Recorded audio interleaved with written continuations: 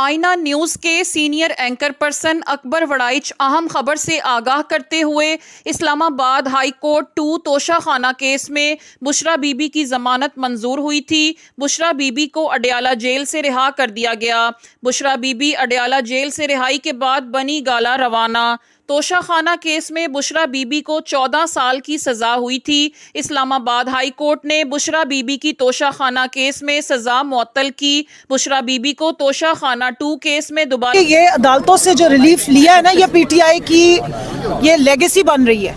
ये हमारे लीडर ने इसका ट्रेंड सेट किया है। ये आपके सामने खवातीन है जो कैदे काट कर आई हैं, ये कैदे सऊबतें काट के इन्होंने एक नया बाब रकम किया है। बुशरा बीबी ने दुनिया को बताया है कि घरेलू खातूनों, पर्देदार खातूनों, लेकिन जब डट जाए ना तो अपने खाविंद के लिए वो दुनिया का सबसे बड़ा उम्मत मुस्लिमा का लीडर है।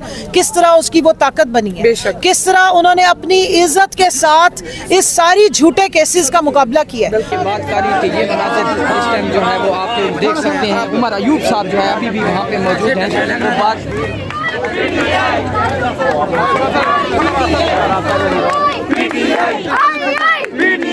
कौन बचाएगा पाकिस्तान?